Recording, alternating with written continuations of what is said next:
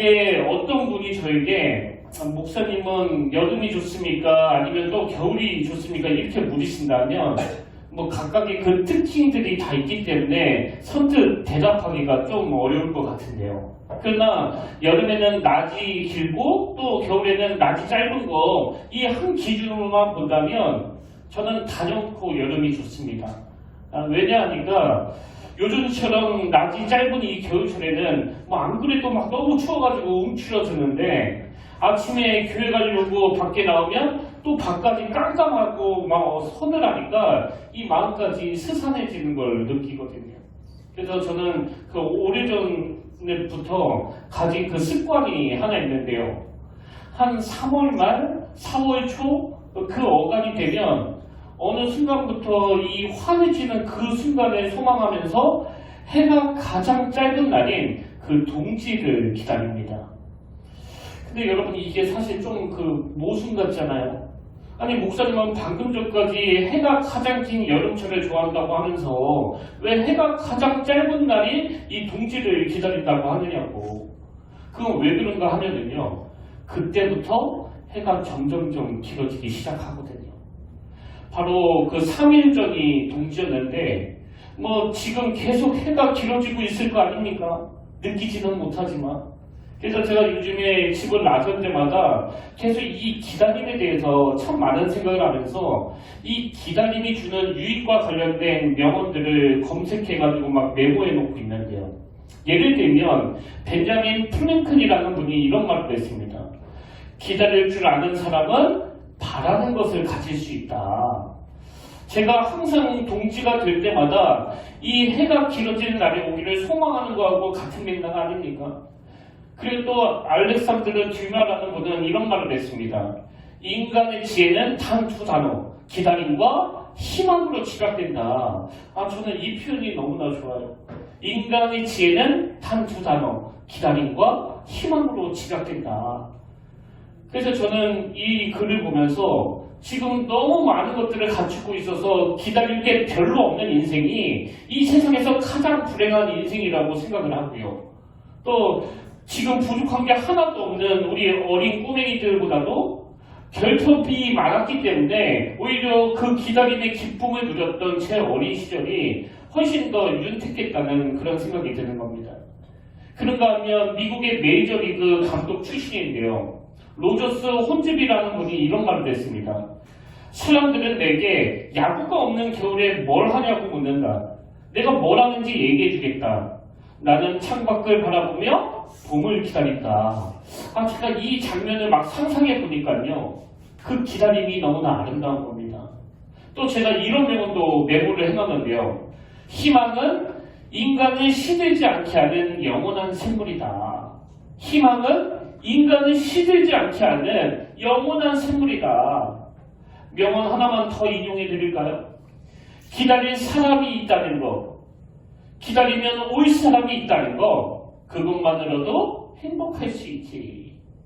그래서 여러분, 제가 그 아브라함의 아내 사라처럼 어떤 결핍을 놓고 오래 기다리고 있다면요, 아직 응답되지 않는 게 저에게 축복이 될 수 있는 이유는 기다리는 동안 제가 설렐 수 있고 기다리는 동안 이 소망이 가져다 주는 기쁨을 제가 누릴 수 있기 때문이에요.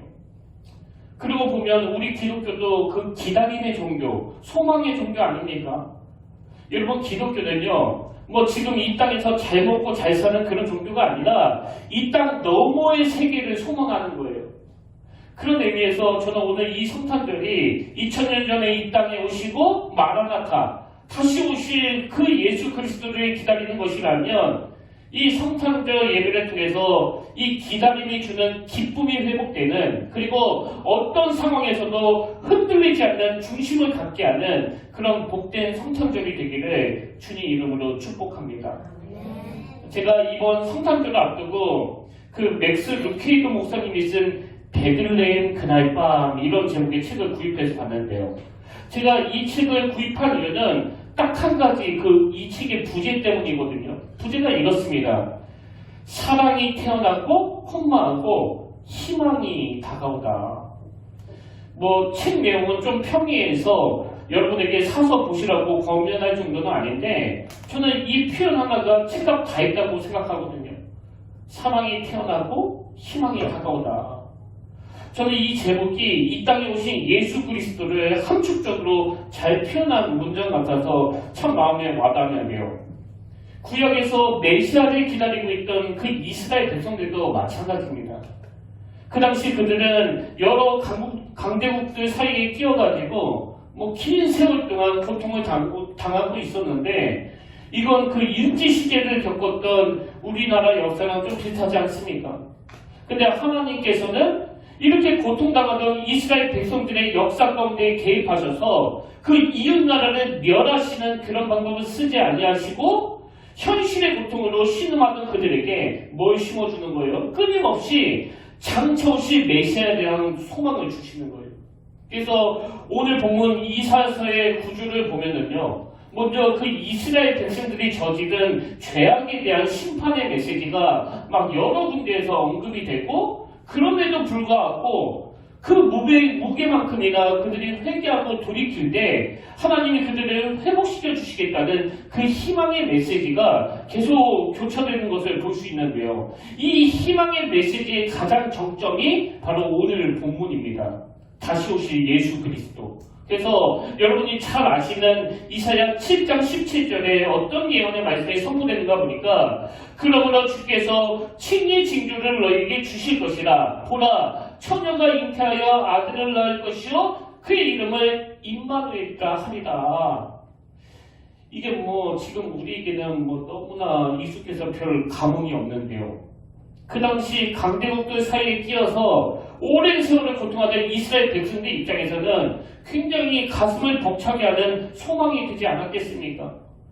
오늘 본문도 마찬가지입니다. 이사야 9장 5절, 9장 6절. 이는 한 아기가 우리에게 낳고 한 아들을 우리에게 주신 바 되었는데 그의 어깨에는 정사를 내었고 그의 이름은 기묘자라, 모사라, 전능하신 하나님이라, 영존하시는 아버지라, 평강의 왕이라 할 것임이라. 이 말씀 역시도요, 지금 그 압수르를 위시해서 자기 민족을 위협하는 주변 국가들 때문에 막 두려워 떨고 있는 이 이스라엘 백성들에게 하나님은 당신이 줄 수 있는 가장 큰 선물인 이 메시아에 대한 소망을 주시는 거예요.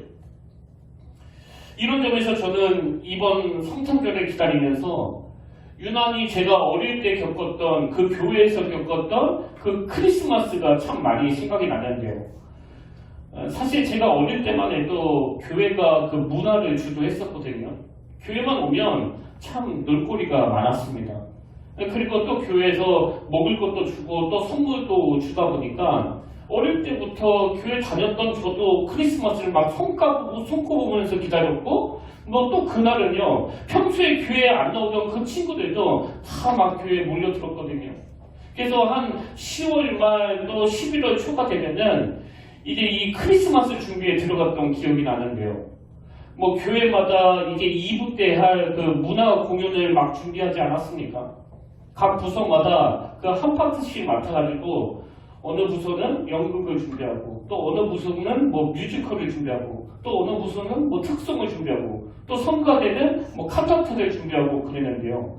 저는 놀랍게도 초등학교 1학년 때부터 6학년 때까지 항상 그 배우로 제가 발탁이 됐거든요. 안 믿으세요? 근데 주인공은 못 해봤고요.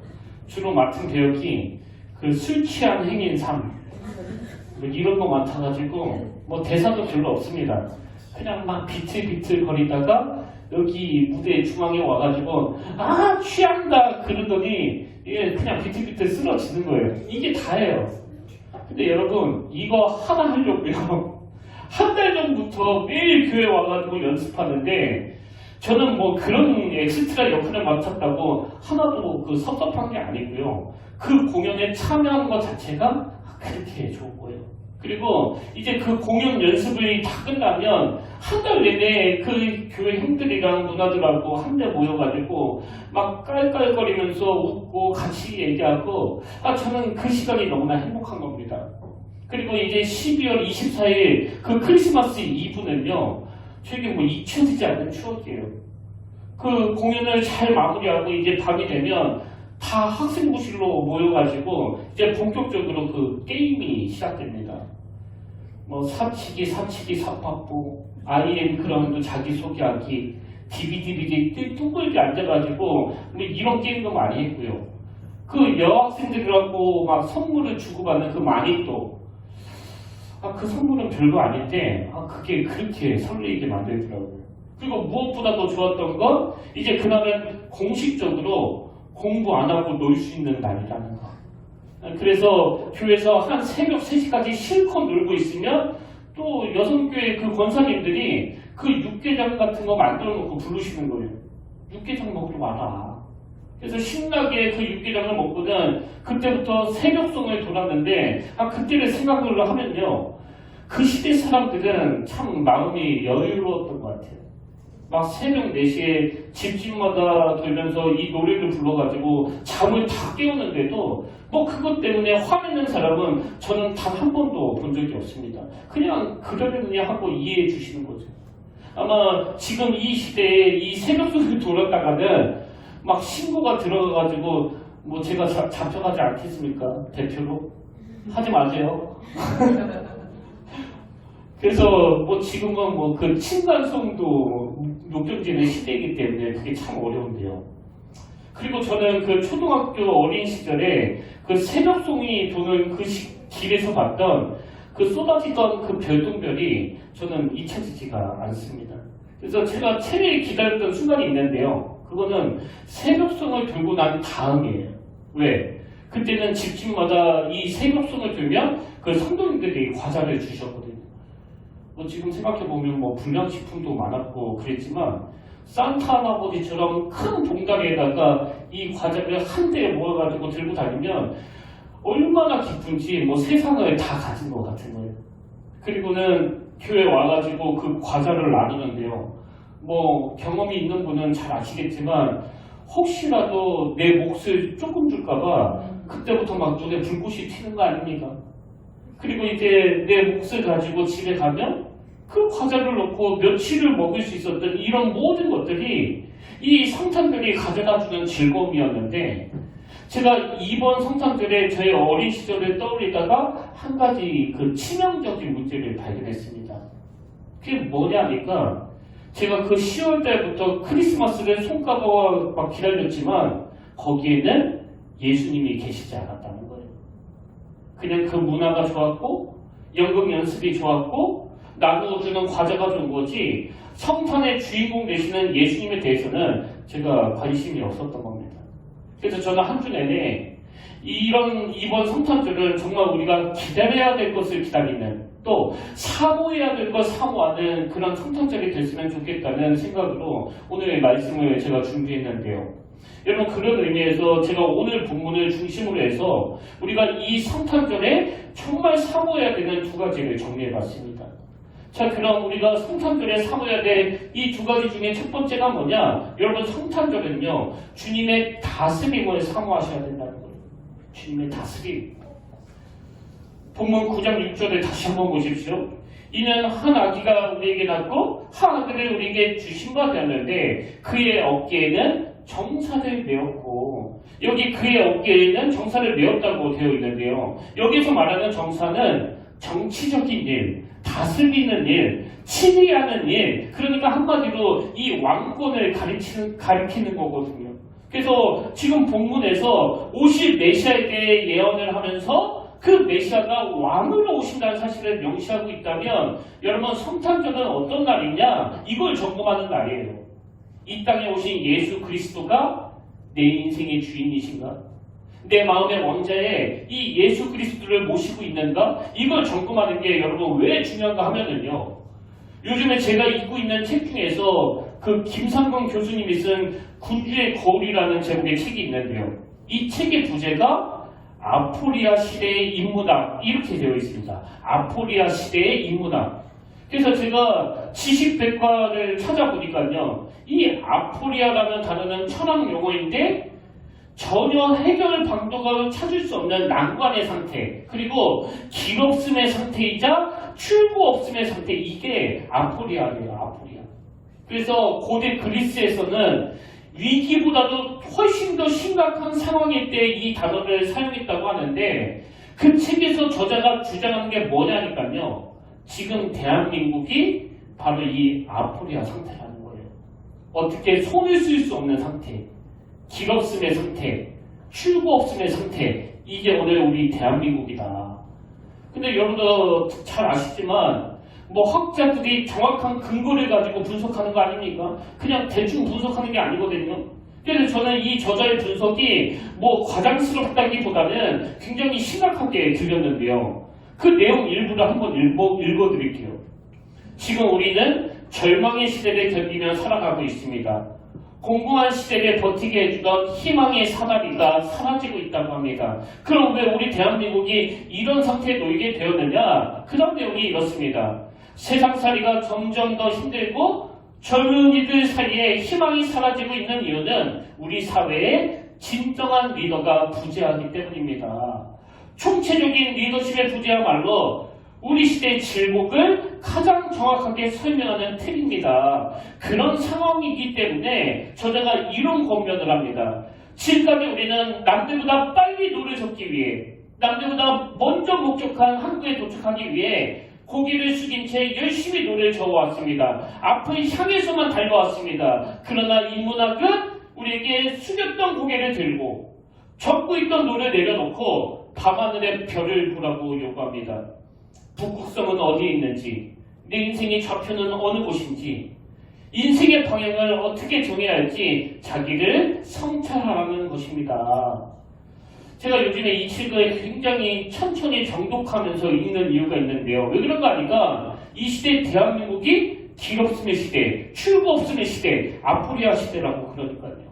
그리고 오늘 우리 대한민국이 어떻게 손을 써볼 수 없는 상태, 길 없음의 상태가 되어버렸는데 그 원인이 지도자가 있지만 지도자가 없는 것 같은 이게 지금 대한민국을 아프리아 상태로 몰고 갔다고 한다면 저는 우리 평택교회 담임 목사 아닙니까?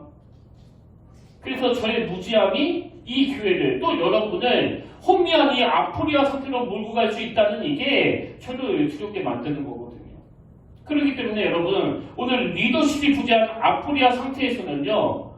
오늘 한 교회를 담임하는 저도 그렇고 또 가정의 한 지도자로 계시는 여러분도 그렇고 남들보다 빨리 노를 젓기 위해 남들보다 먼저 한국에 도착하기 위해 그냥 고개를 숙인 채 앞만 향해서 달려가는 건 그건 어리석은 일이에요. 왜? 아니 길 없음의 시대인데 아무리 빨리 노를 젓고 달려가면 뭐하느냐고요. 그게 우리가 가고자 하는 그 길이 아니라면.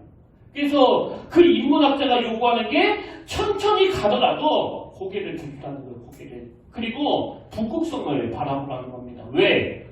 동서남북을 알려주는 도구가 바로 북극성이니까요. 그런 의미에서 여러분 지난 한 해 동안 그저 고개 숙인 채 앞만 향해서 노를 젓느라고 마음이 메말라져 있고 또 뭔가 열심히 한 것 같은데 그 시편에 나오는 바람에 나는 겨와 같이 맨날 제자리라면 여러분 이거 반드시 점검하셔야 돼요. 어깨에 정사를 메고 오신 예수 그리스도가 내 마음의 보좌에 좌정하고 계시는가? 나는 북극성 되시는 예수 그리스도를 바라보고 있는가? 저는 아포리아 시대, 길없음의 시대, 위기보다 더 절망이 되는 이 가슴 아픈 시대에 예수 그리스도가 저와 여러분에게 왕으로 오셨다는 사실을 기억하며 그분을 내 마음에 모시고 혼란 없이 달려가시는 저와 여러분 되시길 바랍니다. 그래서 여러분 성탄절은요 그 북극성 되시는 예수 그리스도를 바라보는 날이에요. 히브리서 12장 2절 믿음의 주여 또 온전하게 하시는 이 예수를 바라보자. 이게 우리가 성탄절에 회복해야 될 그 첫 번째 기다림입니다. 그런가 하면 두 번째로 우리가 성탄절에 점검해야 될 게 하나 더 있는데요. 그게 뭐냐니까 나는 왕으로 오신 예수 그리스도를 인하여 내 안에 이 감탄이 회복되고 있는가? 여러분 그분이 내 인생의 주인이 되어주시고 왕으로 좌정하실 때 반드시 얻게 되는 선물이 이 감탄이에요. 감탄. 자 오늘 본문 이사야 9장 6절을 다시 보십시오. 이는 한 아기가 우리에게 낳고 한 아들이 우리에게 주신 바 되었는데 그의 어깨에는 정사를 메었고 그의 이름은 기르자라 모사라 지금 여러분 성경이 예수님의 이름을 쭉 묘사하면서 제일 먼저 기묘자라, 모사라 이 이름으로 시작하지 않습니까? 그래서 저는 이 기묘자, 모사 이 이름이 뒤에 나오는 그 다른 이름보다 좀 중요한 개념 같아서 오늘은 여기에다가 포커스를 제가 좀 맞추려고 하는데요. 제가 그 라이프 성경사전에 보니까 여기 맨 앞에 나오는 기묘자 이게 그 히브리어로 펠레라는 단어인데 펠레는 경이로운 일, 불가사의한 것 이런 뜻을 가진 단어라는 거예요. 그래서 영어 성경으로 보면 여기 나와 있는 기묘자를 원더풀 이렇게 번역하더라고요. 여러분도 아시지만 이 원더풀이라는 거는 영어권 사람들이 가장 빈번하게 사용하는 그 대표적인 감탄사 아닙니까? 그리고 우리말 성경에는 기묘자 그리고 콤마하고 모사라 이렇게 되어 있는데요. 이게 썩 잘된 번역이 아닌 게 영어 성경에 보면 중간에 콤마가 없습니다. 왜? 이건 한 개념이거든요. 한 개념. 그래서 이렇게 둘로 나누면 안 되고요. 기묘자고 모사예요. 그래서 영어 성경으로 이 부분을 보니까 원더풀 카운셀러, 경이로운 상담가, 놀라운 상담가. 여러분 지금 이 시대가 지도자가 부재한 아프리카 상태라면 당연히 원더풀 카운셀러 되시는 그분의 인도를 받아야 되는 거 아닙니까? 그분의 지도를 받지 않고서는요, 이 목회도 못하고 그분의 지도를 받지 않고서는 우리 자녀 교육도 어렵습니다. 그 세습화의 물결이 막 물밀듯 밀려오는 이 시대에서 우리 부모가 뭘 알려줄 수 있겠느냐고. 근데 리더자가 부재한 이 시대에 예수 그리스도는 지도자로 오셨고 이 홍미한 길업순의 시대에 그분이 우리가 가야 될 길을 가르쳐 주시는 카운셀러로 모셨다는 거예요. 그런 의미에서 요즘에 제가 가볍게 읽고 있는 책 중에 책은 도끼다 이런 제목의 책이 있는데요. 이 책의 저자는 그 유명한 광고 문구를 많이 만든 카피라이터입니다. 그래서 여러분들 이 문구를 한번 들어보시면 아마 다 아실 것 같은데요. 나이는 숫자에 불과하다. 또 생각이 에너지다. 또 혁신은 혁신하다. 이런 히트 문구를 여러 개 만들어낸 분입니다. 근데 제가 이 책을 보니까 이 감탄과 관련된 내용들이 꽤 많더라고요. 그래서 그 중에 제가 기억에 남는 몇 문장을 소개해 드리려고 하는데요. 기억하는 가장 좋은 방법은 감동받는 것이라고 합니다. 다시요. 기억하는 가장 좋은 방법은 감동받는 것이라고 합니다. 이게 왜 중요한지 그 다음 문장을 들어보십시오. 기억하는 가장 좋은 방법은 감동받는 것이라고 합니다. 그래서인지 지식이 많은 친구들보다 감동을 잘 받는 친구들이 일을 더 잘합니다.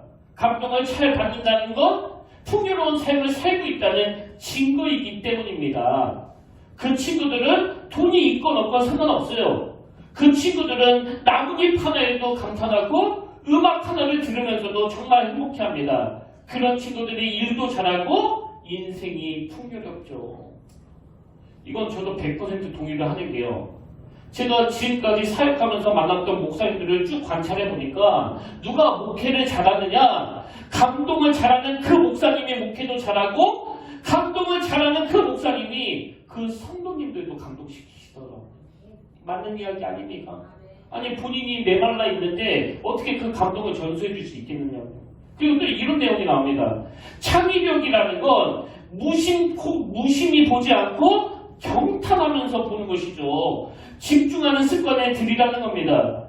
창의적인 사람이 되고 싶다면 우리는 자두를 보고 수박을 보고 사과를 보고도 감동할 줄 알아야 합니다. 그런가 하면 제가 예전에 한번 소개해드렸던 김정은 교수님이 쓰신 나는 아내와의 결혼을 후회한다. 이 책에서도 똑같은 주장을 하는데요. 이 책에서 저자가 주장하는 게 뭐냐 하면 우리 인간은 감탄하려고 사는 존재라는 거예요. 감탄하려고. 근데 우리 인생이 언제부터 힘들어지기 시작하느냐? 이 감탄이 사라지고부터라는 겁니다. 이 말도 제가 너무나 공감이 되는데 저도 한때 그 강아지들 키워봤잖아요.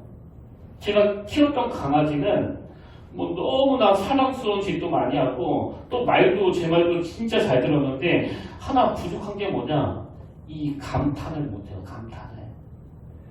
예전에 제가 집에서 그 삼겹살을 이렇게 구우면요. 뭐 비닐로 뜯을 때부터 막 달려와가지고 옆에서 이 신음 소리를 내는데 제가 그 강아지를 처음 키워보다 보니까 개를 보면서 깜짝 놀랐던 게 뭐냐면 얼마나 먹고 싶었으면 그 강아지가 침도 삼키더라고, 침도. 근데 제가 막 낑낑대는 게 안쓰러워가지고 참 그 피 같은 고기 한 점을 딱 건네주면은요 그냥 낼름 먹고 그게 끝이에요. 쉽지도 않아요. 그리고 또 주기를 기다리는 거예요. 그래서 제가 야 이놈아 그러니까 네가 개지. 조금만 감탄하고 조금만 고마워하고 그러면 내가 또 줄 텐데. 이건 제가 웃기려고 하는 이야기지만요. 그 책을 쓰신 교수님이 이제 사람들을 쭉 관찰해 보니까 뭐 사람마다 이 행복을 느끼는 지점이 다 다르더래요. 그래서 누구는 뭐 돈이 많아서 행복한 사람이 있고 또 누구는 이 명예를 누릴 때 행복한 사람이 있는데 그런데 사람마다 그 행복감을 느끼는 지점은 다 다르지만 행복을 경험할 때 이 모든 사람들에게 나타나는 공통점이 하나 있는데 그게 뭐냐니까 이 표현을 한대요. 이야! 제가 혹시 잠기었나요? 이야! 이 감탄을 연관하는 게 행복에 느낄 때 모든 사람들에게서 나타나는 그 공통점이라는 겁니다. 그러면서 그 교수님이 강조하는 게 감탄은 인간만의 욕구이고 감탄은 인간을 다른 동물과 구별짓는 가장 중요한 특징이라는 거예요. 여러분은 어떠세요? 올해 감탄 많이 하셨습니까? 네. 한 10초 시간 드릴까요? 사실 아프리카 시대에는요 길 없는 시대이기 때문에 이 감탄할 일이 별로 없습니다. 근데 여러분 이게 왜 중요하냐? 그 책 내용을 한번 들어보십시오. 충족되지 않는 감탄의 욕구는 욕구 좌절이 된다. 욕구 좌절은 심리학적으로 뒤집어져서 분노가 된다. 적개심이 되고 공격성이 된다. 모두들 어디 한번 건들기만 해봐라 하는 필요로 거리를 헤맨다. 내 삶이 어려운 이유는 간단하다. 경제가 어려서가 아니다. 정치가 개판이어서가 아니다. 이 감탄의 욕구를 채워줄 수 있는 문화적, 예술적, 그 다음에 종교적 체험이 부재하기 때문이다. 우리는 자꾸 뭐 경제가 어려워서 이 감탄이 사라졌다고 생각하지만 그게 아니라는 거예요. 사실 뭐 지금이 그 60년대, 70년대보다 더 가난합니까? 그래서 그 책이 이런 결론을 내립니다. 내가 지금 행복한 삶을 살고 있는가의 기준은 아주 간단하다. 도대체 하루에 몇 번 감탄하는가이다. 사회적 지위나 부의 여부와는 상관없다. 내가 아무리 높은 지위에 있다 할지라도 하루 중에 어떤 감탄도 나오지 않는다면 그건 내 인생이 아니다. 여러분 사실 우리나라에 어디 한번 건들기만 해봐 이런 표정으로 거리를 헤매는 사람들이 얼마나 많으냐고요. 그래서 우리나라 별명에 오죽하면 그 울분공화국 아닙니까? 울분공화국. 일상에 지쳐있는 분이 너무나 많은 거예요. 그래서 어떤 여자분이 이 책에 대하여 서평을 썼는데 이런 글을 썼더라고요. 언제부터인가 나는 아무리 멋진 경치를 보아도 아무리 맛있는 음식을 먹어도 아무리 좋은 선물을 받아도 마음에서 우러나는 감동을 느끼지 못했다. 그동안 나는 그저 울부감으로 분위기를 맞추기 위해 감동하는 척하며 살았던 것이다. 가슴 깊은 곳에서 우러나는 감동이 없는 삶, 그것은 수동적인 삶이었다. 여러분 이 감동이 없는 삶, 이 수동적이 없는 삶이 결국 그 우리의 그 분노를 만들어내는 거 아닙니까? 근데 이 악순환의 고리를 끊어버리기 위해서는요 무엇보다도 먼저 기밀자 되시는 예수 그리스도가 내 안에 좌정하시는 거예요. 그리고 원더풀 카운셀러 되시는 그분이 나를 다스릴 때 내 안에 있는 울분이 감탄으로 바뀌게 될 줄로 믿습니다. 그래서 저는 이런 일련의 내용들을 보면서 그 사도행전에 나오는 한 인물이 계속 머리에서 맴돌아가는데요. 여러분이 잘 아시는 인물이에요. 자, 사도행전 3장 6절에 보십시오. 베드로가 이르되 은과 금은 내게 없거니와 내게 있는 이것을 내게 주더니 나서는 예수 그리스도의 이름으로 일어나 걸으라. 그랬더니 7절 오른손을 잡아 일으키니 팔과 발목이 곧 힘을 얻고 뛰어서서 거리며 그들과 함께 성전으로 들어가면서 걷기도 하고 뛰기도 하며 하나님을 찬송하니. 여러분, 지금 성전 앞에서 구걸하던 이 장애인이 왜 감탄하는 거예요? 기묘자 되시는 예수 그리스도, 그 이름의 능력을 그가 경험했거든요. 그래서 그동안 주변에 아무런 영향력을 행사하지 못하던 이 거지가 걷기도 하고 뛰기도 하고 하나님을 찬양하는 이 감탄이 회복되니까 막 놀라운 영향력이 발휘하는데요. 바로 그 다음 9절 10절에 보십시오. 모든 백성이 그 걷는 것과 하나님을 찬송함을 보고 그가 본래 성전 기문에 앉아 구걸하던 사람인 줄 알고 그에게 일어난 일로 인하여 심히 놀랍게 여기며 놀라니라. 평생을 감탄 없이 살아가던 이 거지에게 기묘자 되시는 예수 그리스도, 그분으로 인한 감탄이 회복되니까 주변 사람들에게 이렇게 선한 영향력을 미치는 거예요. 그런 의미에서 여러분은 지난 한 해 동안 어떤 영향력을 미치셨어요? 여러분 때문에 주변 사람들이 막 감탄하고 놀러와는 이런 일이 있었습니까? 여러분, 이 장애인이요, 주님을 만나 다시 걷게 되는 그런 놀라운 회복을 경험했지만 여전히 거지예요. 여전히 빈손입니다. 아무것도 없는 거지 인생이에요. 그럼에도 불구하고 이 아무것도 없는 거지가 기묘자 되시는 예수님의 능력을 경험하고 주변 사람들에게 선한 영향력을 행사할 수 있었다고 한다면, 저는 오늘 저와 여러분 내면에 왕으로 오신, 주인으로 오신, 놀라운 상담가로 오신 이 예수 그리스도로 인한 감탄이 회복됨으로 말미암아 주변 사람들에게 감탄을 전수해주는 그 선한 영향력을 미치는 복된 인생이 되기를 주님의 이름으로 축복합니다. 그런 의미에서 이런 감탄의 삶을 산 대표적인 인물이 바로 그 구약의 다윗 아닙니까? 다윗. 자, 다윗이 쓴 시편 139편 17절에 보십시오. 하나님이여, 주의 생각이 내게 어찌 그리 보배로우신지요, 그 수가 어찌 그리 많은지요. 내가 세려고 할지라도 그 수가 모래보다 많도소이다. 내가 깰 때에도 여전히 주와 함께 있나이다. 다윗에게 이 여호와 하나님에 대한 감탄이 있다 보니까 다윗이 자기 스스로를 어떻게 바라보느냐. 그 다음 14절. 내가 주께 감사하면 나를 지으심이 힘이 기묘하심이라. 주께서 하시는 일이 기이함을 내 영혼이 잘 아나이다. 여러분, 여기 나오는 나를 지으심이 힘이 기묘하심이라, 이걸 직역하면 나는 기가 막히게 아름다운 존재입니다, 이런 뜻이거든요. 그래서 영어 성경을 보면 I'm awesomely wonderful 이렇게 되어 있습니다. 그리고 여러분도 잘 아시지만 여러분, 이 다윗은요, 그 목동 출신 아닙니까? 그리고 평생을 그 권력자에게 쫓겨다녔던 도망자 인생이었거든요. 그래서 상처받은 자기 인생을 막 비관하면서 막 울분으로 분노로 살아갈 수밖에 없는 그런 인생인데, 기묘자 되시는 하나님을 만나 이 감탄이 회복되니까 자기 인생이 기가 막히게 아름다운 인생이라는 거예요. 시편 8편도 마찬가지입니다. 다윗이 자기 인생에 찾아와 주신 하나님을 이렇게 감탄합니다. 1절. 여호와 우리 주여, 주의 이름이 온 땅에 어찌 그리 아름다운지요, 주의 영광이 하늘을 덮었나이다.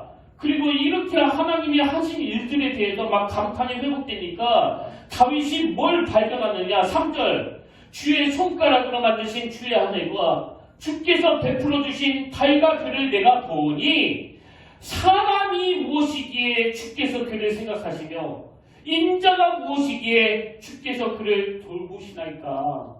이게 바로 아까 말씀드렸던 I'm awesomely wonderful이에요. 비록 지금은 밤새도록 그 양을 지켜야 되는 3D 업종에서 일을 하고 있지만 하나님의 솜씨로 만들어진 그 하늘과 달과 별을 보면서 다윗이 그 하나님에 대한 감탄이 회복되니까 하나님이 만드신 내 인생도 기가 막히게 아름다운 존재입니다. 그래서 저는 G.K. 체스터턴이 했던 이 말이요. 이 세상에서 부족한 것은 기적이 아니다. 부족한 것은 감탄이다. 그래서 여러분, 우리는요, 이 세계를 만드신 하나님의 그 솜씨를 보면서도 감탄이 일어나야 되지만, 이 자격 없는 나를 awesomely wonderful로 만들어주신 그 하나님에 대한 감탄을 매주 선포되는 말씀을 통해서 그 하나님의 환대를 통해서 여러분들 자신을 회복하셔야 돼요. 그래야 이 아포리아 시대로부터 나를 지켜낼 수 있고 그래야 이 신앙의 무기력증으로부터 벗어날 수 있는 겁니다. 저는 오늘 정말 저와 여러분이 이 성탄절을 맞이하여 2000년 전에 이 땅에 왕으로 오신 예수 그리스도 그분을 내 주인으로 모시고 우리의 앞길을 인도해 주시는 원더풀 카운셀러 되시는 예수님과 늘 동행하면서 이 감탄이 있는 인생이 되시기를 바랍니다. 그래서 우리 평택교회는 감탄을 잃어버린 이 시대에 우울하고 지치고 힘든 삶을 살고 있는 그 영혼들에게 그 하나님의 놀라운 감탄을 만들어주는 그런 아름다운 환대의 집이 되기를 주님 이름으로 축원합니다. 그래서 저는 오늘 결단 찬양으로 그 다윗의 감격이 담긴 시편 8편을 우리가 함께 부르기를 원하는데요. 여러분 이 시간 우리가 이 찬양 부를 동안에 이 다윗이 가졌던 그 감격을 한번 마음으로 느껴보고 여러분도 누져보시면 좋겠습니다. 여호와 우리 주여 주의 이름이 온 땅에 어찌 그리 아름다운지요. 오늘 말씀을 쭉 한번 정리해 보시면서 우리 함께 찬양하길 원합니다.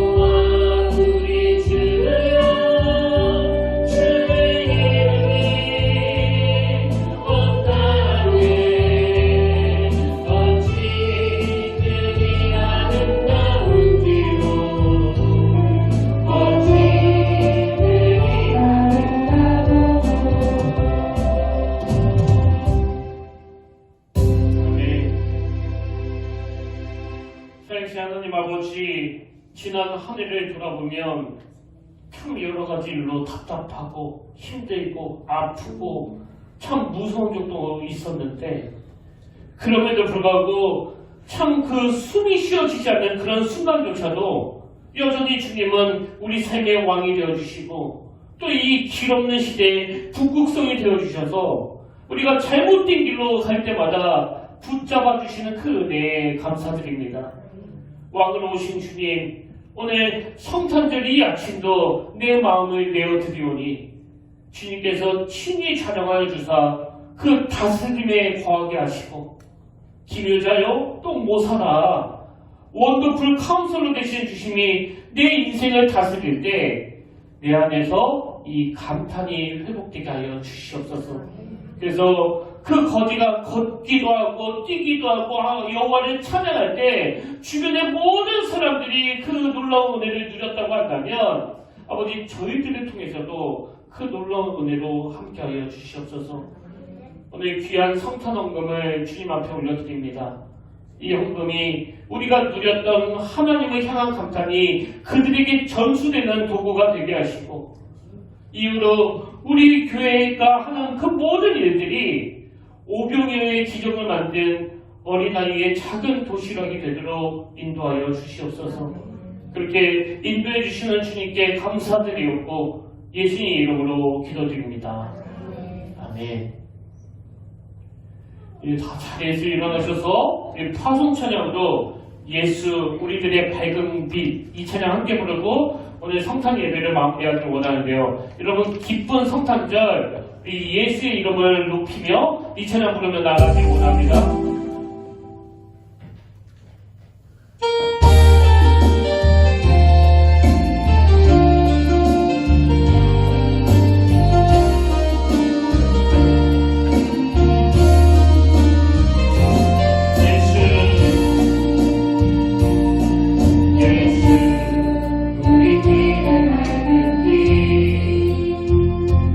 그대와 그녀를 베푸시는 주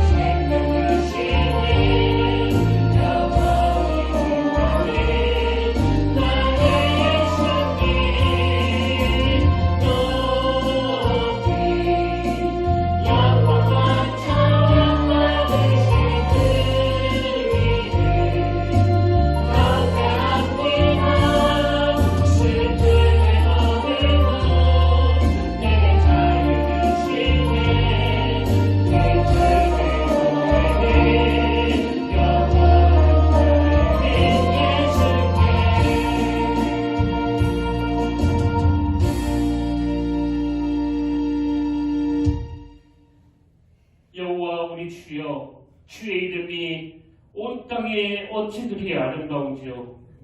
주의 영광을 하늘 위에 두셨나이다. 주의 손가락으로 만드신 주의 하늘과 주의 베풀어 주신 달과 별을 내가 보니 초라한 우리 인생이지만 사람이 무엇이간데 주께서 저를 생각하시며 인자가 무엇이간데 주께서 저를 권고하시나이까.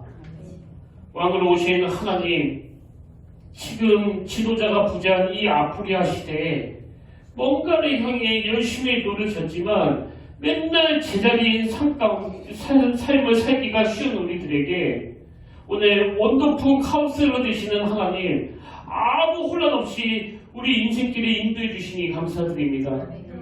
아버지, 인생의 행복은 환경의 문제가 아니라 또 상황의 문제가 아니라 감탄이 있느냐 감탄이 없느냐의 문제라고 한다면 그동안 우리에게 하나님 없이는 도저히 설명할 수 없는 그 놀라운 수많은 일들이 떠올려지게 하시고 그 일을 행하신 하나님에 대한 감탄과 경이로움을 허락하여 주시옵소서. 그래서 이제 우리 평택교회는 길없고 출구 없는 이 어두운 시대에 항상 좋은 길, 항상 완전한 길을 제공해 주시는 예수 그리스도를 모시고 이 교회를 찾는 모든 분들에게 그리고 주변 사람들에게 가슴 벅찬 감격과 감탄을 제공해 주는 아름다운 공동체가 되도록 인도하여 주시옵소서. 이제는 우리 주 예수 그리스도의 은혜와 하나님 아버지의 다함없는 사랑과 성령님의 감동, 감화, 위로, 교통, 충만하심의 역사가 주님 오신 이날 그 거지 장애인같이 잃어버렸던 감탄이 회복하며 그리스도의 편지로 살아갈 것을 다짐하며 예배하는 모든 주의 자녀들 머리 위에 지금부터 영원토록 함께 하시기를 간절히 축원하옵나이다.